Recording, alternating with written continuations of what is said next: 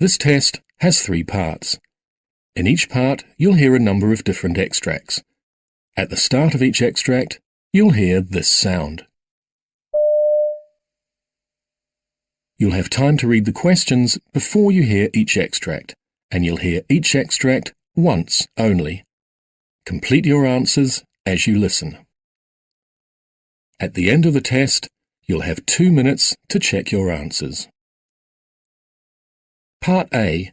In this part of the test, you'll hear 2 different extracts. In each extract, a health professional is talking to a patient. For questions 1 to 24, complete the notes with information you hear. Now look at the notes for extract 1.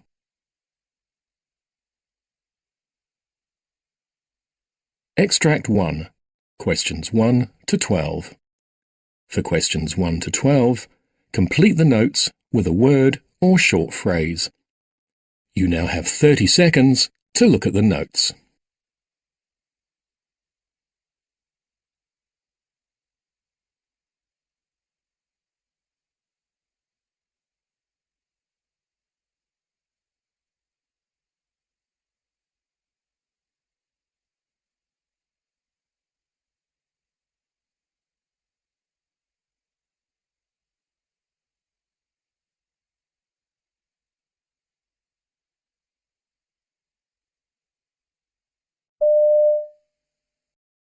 Hi Peter, how are you? My name's Rose and I'm looking after your 2 babies today. How are you? Hi Rose, I'm very well, thanks. So this must come as a bit of a shock to you, the birth of your babies 4 weeks early today? Yes, we weren't prepared for it, I suppose.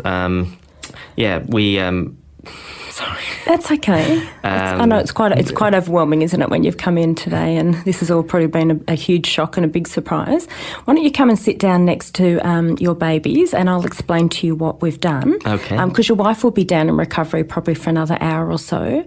So let's look at your little girl first. Have you got a name for her yet? Yeah, this is Olive. Oh, that's lovely. Is that a family name or? It is actually. It's my wife's grandmother's name. Lovely. Yeah.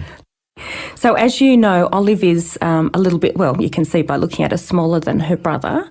And I guess the doctors would have spoken to you prior to the birth about why the babies needed to be delivered this 4 weeks early. And so the concerns I guess we have for Olive are related to the fact that she is small and so she doesn't have a lot of reserve and that places her at risk of some potential problems, which is the reason she's up here in the nursery. Okay. The most obvious of those is that she doesn't have a lot of fat to keep herself warm and therefore that's why we have her in an incubator. And that basically creates a nice warm environment to keep her temperature stable because unlike her brother or even a term baby, she doesn't have a lot of what we call brown fat, which she can use to keep herself warm. Okay. And how long do you think she'll be in the incubator? Usually most babies will come out when they're around 1,800 grams to 2 kilos, but that will really depend on her. So what we'll be aiming to do is to, once she's stable, start her on some feeds. Initially we'll give her some fluids intravenously. And so once we can start to get some milk feeds into her and fatten her up, and once she's able to maintain her own temperature, she'll come out. So there's no set weight for that to happen. There's no set time for that to happen. It'll be a judgment call about how quickly she starts to maintain her own temperature and how quickly we can bring the incubator temperature down. So Peter, just take me back. I haven't had a chance to look through your wife's obstetric history. These were your first babies, is that right? Yes, that's right. We found out quite early that we were having twins because we had an early dating scan about 5 weeks. So we've had plenty of time to sort of think about that and prepare. And the pregnancy, we were told that it was a high-risk pregnancy because we're having twins. But everything seems to have been normal. We've had regular doctor's appointments and scans. So your 18-week scan, the babies were both growing normally, is that right? Yes, that's right. And in fact, I think it was at that point, the scans, I think, were getting quite stressful, I think. Yeah, so of course. Because we thought things were quite normal, I think we missed a couple of scans after that. Okay. And so we had the 35-week scan, and everything seemed normal, and my wife felt healthy. But then we had the scan, and I think the sonographer was quite worried, Right. and so we went and saw the Into doctor panic mode. immediately. Yeah. Yes, a little bit. And so the Olive's placenta was a little bit sort of smaller and used up. It had less fluid in it, and I think they were just concerned, and so they thought we had to take the babies out immediately. Yeah. So that would have been obviously quite alarming for you. Did your wife get antenatal steroids? Yes, she did. So so they arranged for us to have a cesarean on Friday to get Olive out, and the next day, Wednesday, we went back in, and Thursday, and my wife was given steroids, and I think the baby's hearts were monitored as well for quite a long time. So she had 2 doses of steroids. That's right, fantastic, And we can see that those have worked beautifully because Olive is not actually requiring any oxygen at all. Okay. We've just put a little light shining on Olive's foot there. That's called a pulse oximeter, and that's just measuring her oxygen saturation levels for us. And they're reading 99 at the moment. She's having no problems with her breathing, and neither is her brother. And that would be one of our concerns at 35 weeks, that the lungs are still a little bit immature, and so some babies will struggle to breathe by themselves even at 35 weeks. But your babies are doing beautifully. Well, that's and good. that's the steroids that has helped. Yeah. I would say Olive will be unlikely to need oxygen, given how lovely she looks now. Well, that's good. But we will do a blood test to check her oxygen levels. We'll just do a little prick of blood from her heel and send that off. We can do that here on the ward, put it straight in the blood gas machine and check that she's doing okay. Okay. Extract 2, questions 13 to 24. For questions 13 to 24, complete the notes with a word or short phrase. You now have 30 seconds to look at the notes.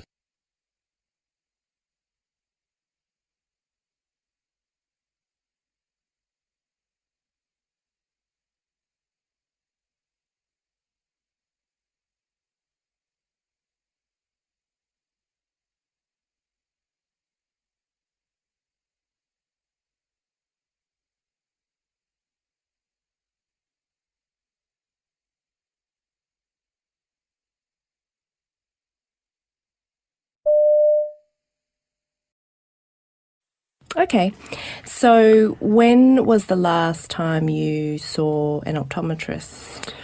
I would say about 6 months ago. Okay, great. So did you get a new pair of glasses then? No, I didn't. Okay, and are you wearing anything at the moment? Yes, I've got glasses which I got about a year ago. Okay. And what do you normally wear those glasses for? Reading. Reading, okay. I generally don't wear them, for distance. Okay, great. So are you happy with how you see in the distance? Yes, I don't have a problem there. Mm-hmm. I'm just thinking, that it's getting a bit more difficult for reading. Okay. Especially small print. The phone book, for example, is really difficult for me. Yeah, well, the phone book is difficult anyway, I think. But yeah, that can certainly be quite frustrating. Yes. So do you think the difficulty was there when you got your most recent glasses a year ago, or do you think it's gone downhill since then? I think that my vision in my good eye is not as good as it was 12 months ago. Okay. All right. So tell me about your eye history then. Yes, well, it goes back quite a bit. Around about 06, I started to notice a slight waviness in lines that I was reading. Okay.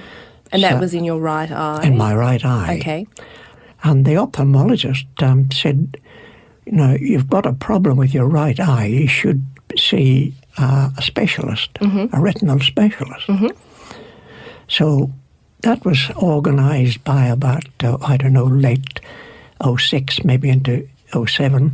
Okay. The specialist did a scan and decided that, there was an accumulation of fluid in the front of the retina, Okay. and prescribed Lucentis injection. That was done monthly for, I think, about 2 years, Okay. until I eventually changed over to the eye and ear, mainly because it was costing quite a bit. So how often are you seeing the specialist at the eye and ear now? Well, I used to see them initially about 3 monthly, Yes. but now it's about 6 monthly. Great, okay.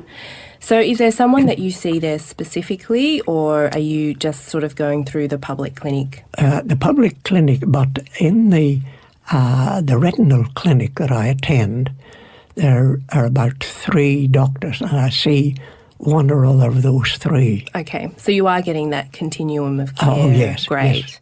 And are they fairly happy with how stable that right eye is at the moment? Well, I think they are disappointed that it was not successful. I mean, it's. I think I've had something like 25 injections of Lucentis, Yeah. and to think that I've lost central vision in the right eye. They're not too happy about that. But the last scan they did, there was no fluid there. Great. So I presume it's just a wait and watch now and see That's what right. Yeah. see what eventuates. So are you aware of what the AMSLA chart does?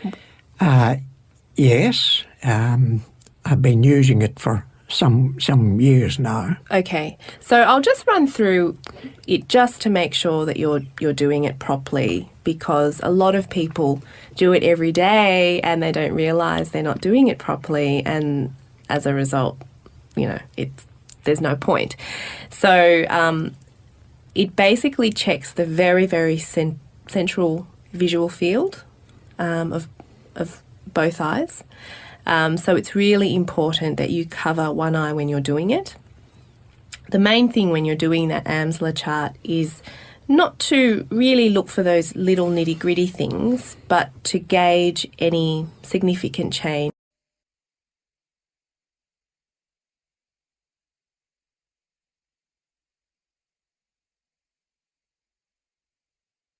That is the end of Part A. Now look at Part B.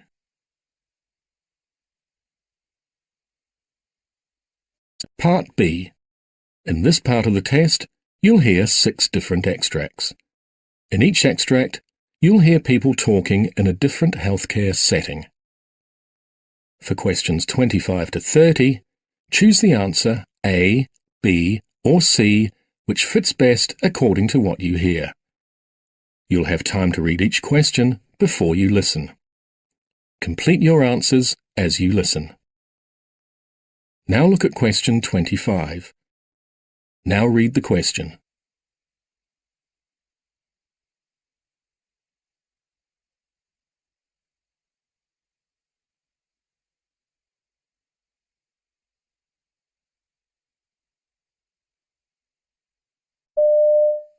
Michael Juarez, he's a 64-year-old here with onset AFib, a history of type 2 diabetes, and a stage 2 wound on his left sacrum. He's allergic to penicillin. He's married and lives at home with his wife, who has Alzheimer's. Okay. He's alert and oriented times 2, and he's unable to ambulate independently. OT worked with him yesterday. He responds verbally. We're actively titrating his amiodarone drip. His lungs are clear. His blood sugar was high before breakfast, and he got 7 units of insulin. His last bowel movement was 2 days ago. He's retaining urine due to BPH. He's on a cardiac diet and is due for a stress test at 10. Did you get all that? Wow, this is a heavy load. I better get started. There's a new admit coming from the ED. It's your turn to take it. He's come into room 346, and the nurse will be calling with report. Okay, thank you. Good luck.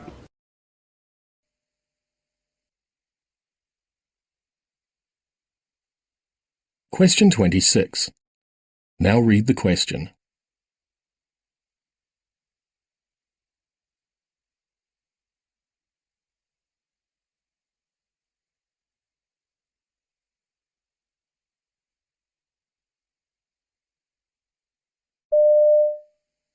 Do you need something?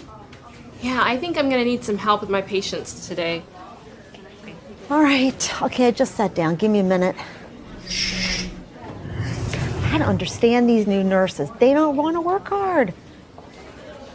They think everything should be given to them, that we should just stop what we're doing and help them. This place is going to send me to an early grave. I've had to precept all these new nurses and manage 40 beds. We never have enough experienced nurses. And now our patient satisfaction scores are way down. I'm tired.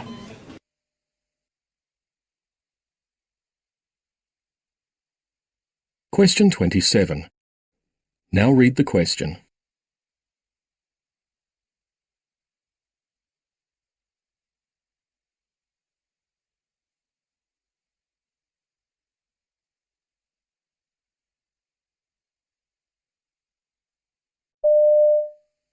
When I asked you for help earlier this morning, you seemed a bit upset and overwhelmed.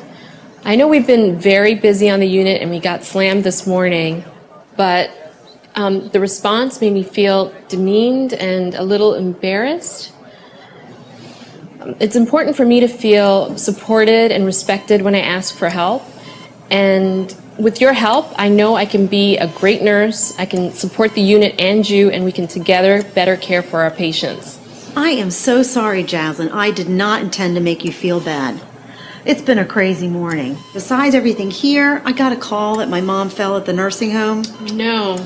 And I got all those monthly reports due at the end of the day. I do value you, and I will remember that. Let's get going.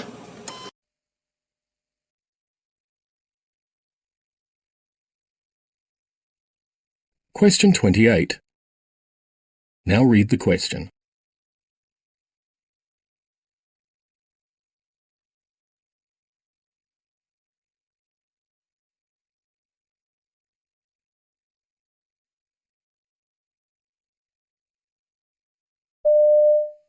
Hi, Dr. Walker. Yes, this is Carolyn Hall. I'm calling concerning Virginia Wolf in 347B. She's a para 1, gravida 1, and she has a massive amount of bleeding that saturated her bed and is pooling on the floor. Yes, and right now she's unresponsive and her blood pressure is 86/40. Her heart rate is 122, her respirations is 12, and her O2 sat is 90% on room air. Yes, she had an uncomplicated vaginal delivery this morning, and we gave her some Percocet and Ambien about 90 minutes ago. She has a saline lock on in her right arm, and it looks like a hemorrhage, and I think you should come and assess the patient.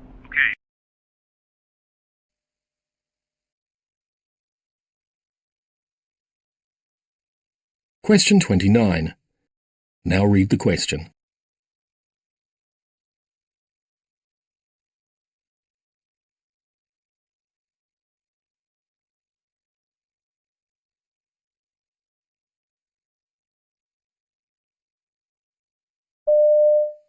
Oh my gosh, what is wrong? What do you think is wrong with her? It's not unusual. But why is she bleeding like this? Look at the blood on the floor. The nurse, it's just awful. It's not unusual for a mom to have the baby and start bleeding. This is not unusual. She's not talking to me at all. She'll talk. The nurse is calling the doctor, and sometimes after having the baby, the uterus is not contracting as it's supposed to. That's what's going on. That's why the primary nurse asked that I massage the abdomen. Okay, do you so think we'll that have we to get give it firm. Do you think we'll have to give her blood? Okay, let me read that back to you. You said you want normal saline, 1 liter bolus, IV, O2 on a non-rebreather, and you want her to keep her SATs greater than 96.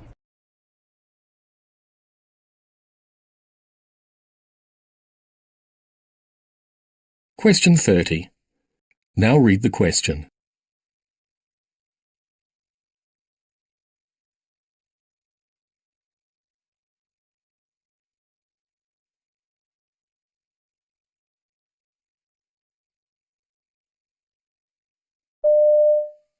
situation is that a 42-year-old female with signs of chronic liver disease presented here about 2 hours ago with pre-syncopal symptoms after hematemesis and melena at home. On arrival, she was tachycardic and hypotensive, but responded well to fluids. We were working her up as a variceal bleed when she had this further large hematemesis. She's now looking shocked again, with a pulse of 110 and a BP of about 80 on 50, and we are about to start a unit of blood, a PPI and some octreotide. On exam, there is no evidence of ascites, so I haven't started antibiotics. And no other background story known at this stage, other than 10 years of high alcohol intake of about 60 grams a day and a 30-pack a year history of smoking.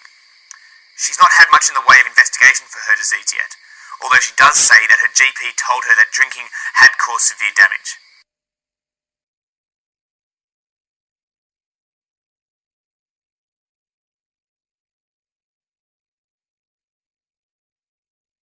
That is the end of Part B. Now look at Part C.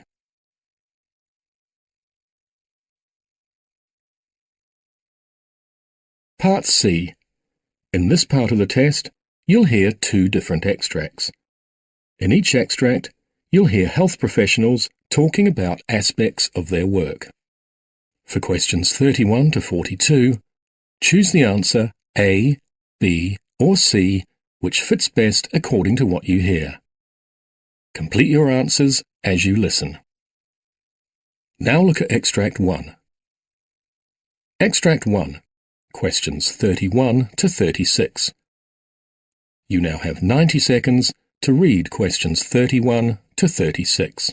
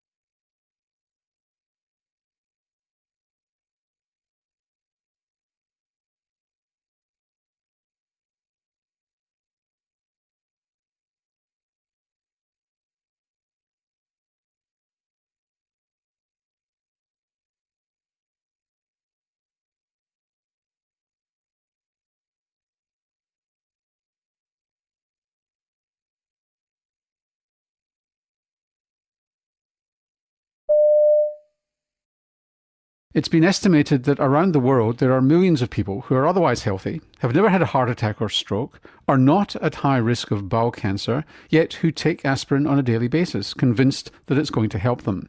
Well, the evidence from the largest ever study in this area suggests not.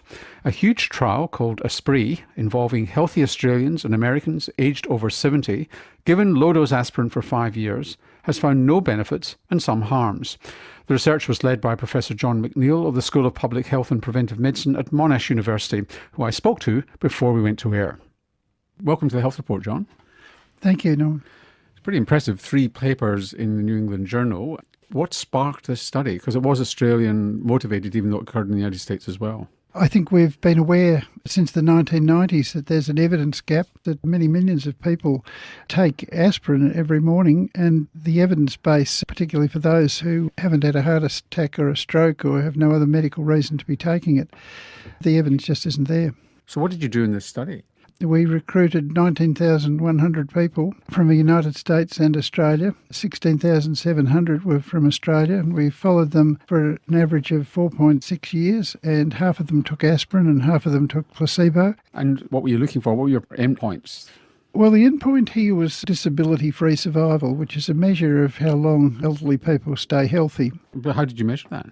By measuring how long it took for people to remain healthy without having a permanent physical disability or developing dementia. And what did you find? Well, we found three things. Firstly, low-dose aspirin did not appear to increase survival.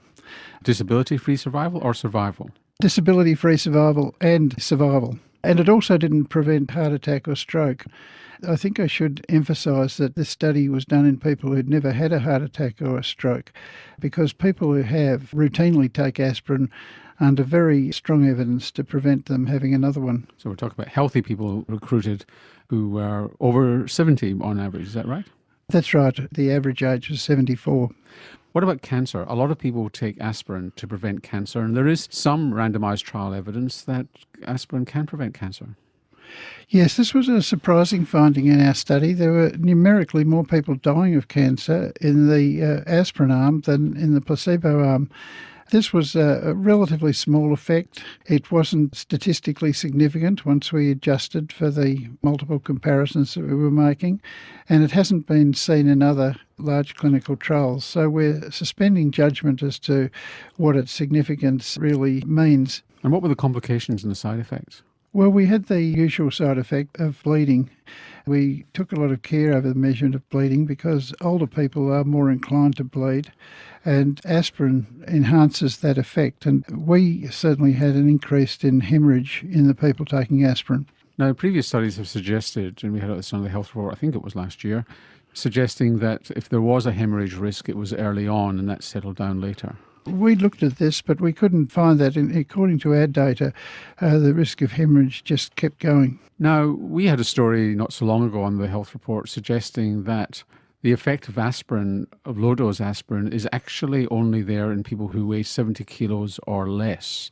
And that if you want to get an effect from aspirin, you should be on a higher dose, like 325 milligrams or even 600.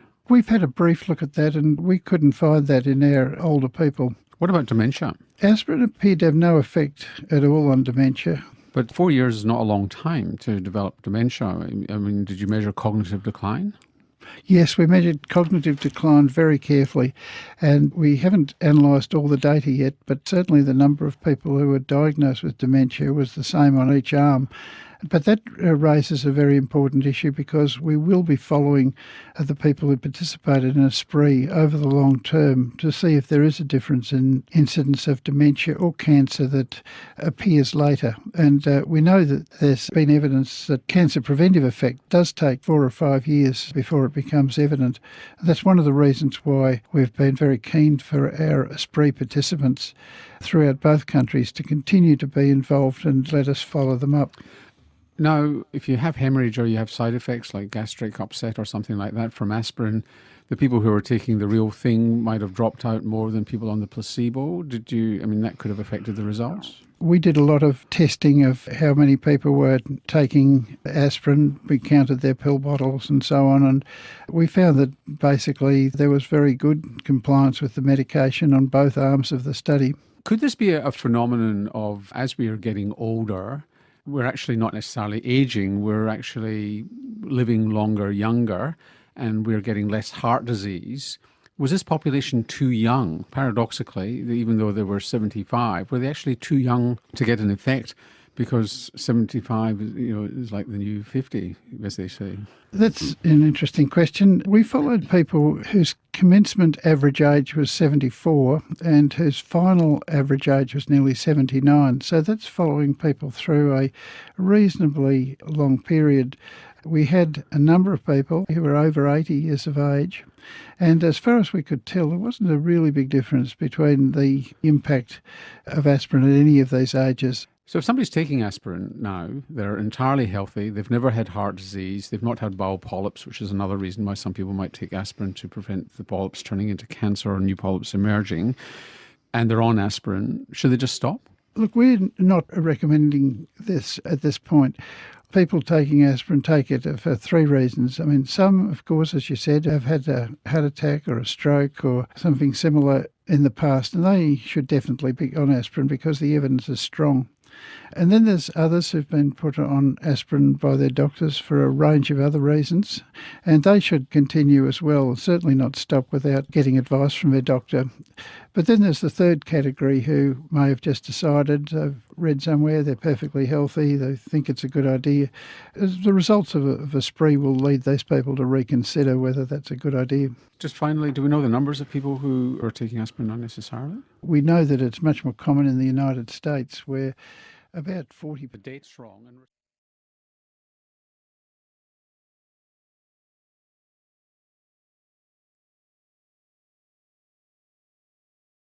Now look at Extract 2. Extract 2, questions 37 to 42. You now have 90 seconds to read questions 37 to 42.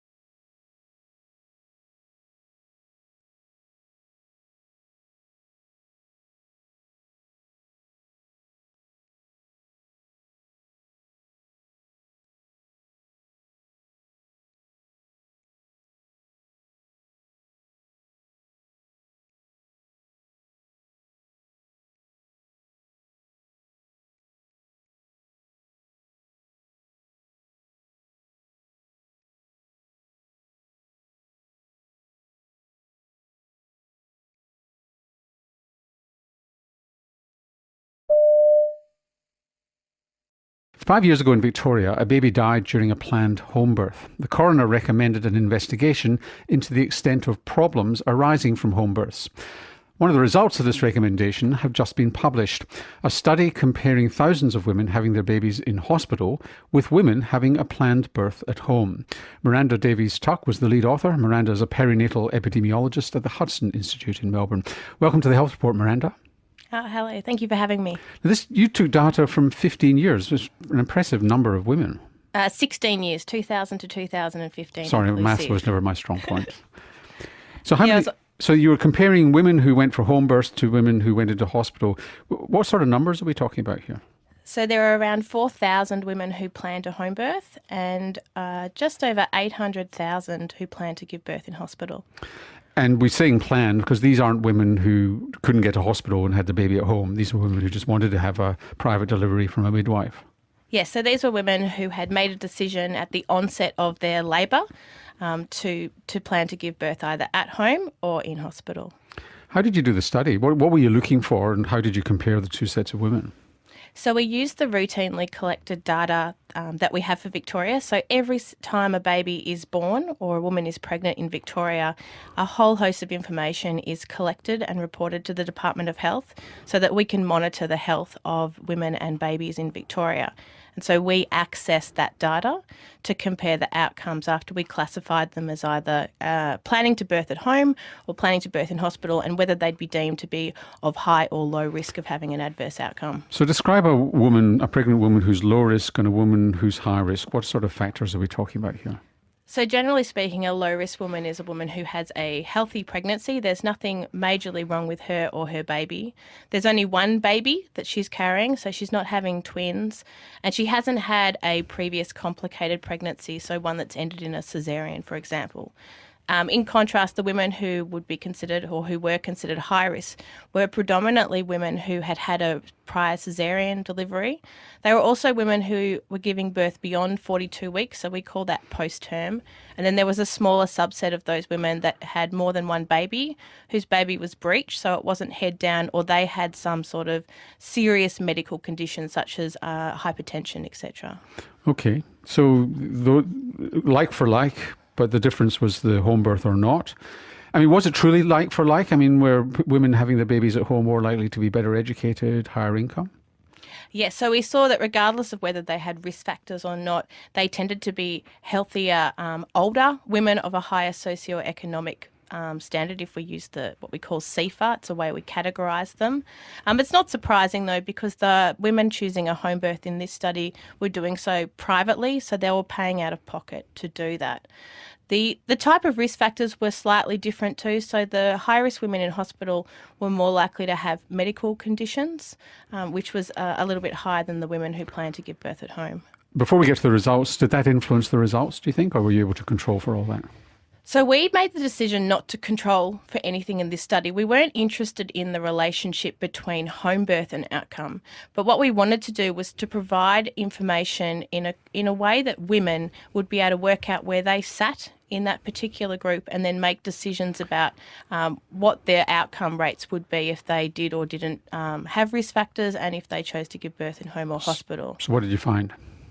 So that we found that for the low-risk women, there were no differences in perinatal death. So babies were not more likely to die for women without risk factors planning to give birth at home. So when you say perinatal, is that the first week of life? So perinatal death includes stillbirths that occur during labour, and also deaths in the first 28 days of life. Okay. So no difference in perinatal death. What about other baby outcomes? So in terms of some of the morbidities or the bad things that can happen to babies, some of these were actually lower for the women who plan to give birth at home. So their babies were less likely to have an injury, and they were less likely to have some of the other morbidities that can occur. But this probably reflects differences in some of the intervention rates that the low-risk women, so they were less likely to have instrumental deliveries and caesarean deliveries, so possibly it could be related to that. What about the high-risk women? So for the high-risk women, we didn't see that the perinatal mortality rates was the same. In fact, we saw that... You got a tripling, didn't you? No, it was actually 7 times more likely to have their baby die if they planned to give birth at home. Yes, so neonatal death was so death after the baby was born was the death rate that was significantly higher in the women. For what reason? I mean, there wouldn't have been large numbers, but what reason? No, so the numbers were very small. We can. It's difficult to talk about the drivers of this because the numbers are so small. But it did look like the babies that were born at home were the ones that died. These were not the babies that transferred to hospital during labour. So if you've gone into problems with a planned delivery and you transferred to hospital, you were okay. It was just if you got into strife, then that's the women who got into problems with their babies. Yeah, and potentially there were barriers to the transfer to hospital. Whether or not those barriers still exist right now, we can't be certain. But all the maternal benefits and the other benefits were there in the high-risk women. It was only that risk of perinatal death that was the issue. Now, there are all sorts of... So in other words, it's basically good news as long as you've got your risk assessed and you're going into this with your eyes open. Yeah, absolutely. And it's really good that we've been able to show for Victoria what we already know for international studies. So the UK data has been telling us this for a long time, but we didn't have any data to inform us here. So it's good to see that what we're seeing here is the same as what they're seeing in the other big studies internationally. Now, there are big issues here. Midwives are supposed to have an obstetrician who covers them, and they often find it hard to find an obstetrician who's prepared to cover the midwife and look after them. The midwife feels that they're not easily able to transfer the baby. There's a problem with payment and insurance, getting indemnity insurance. Are we overcoming those barriers yet? Yes and no. I think certainly a lot of the barriers to transfer are decreasing. We have collaborative arrangements now where hopefully midwives are feeling comfortable backing up and consulting with obstetric staff when women need care. Certainly we see from the data that we have that when a woman has been identified as needing to transfer and transfers to hospital, her outcomes are fine. So in those instances, absolutely. And just very finally, very briefly, because we're well over time, is this applicable to other jurisdictions in Australia, do you think? I would say yes. That is the end of Part C. You now have 2 minutes to check your answers.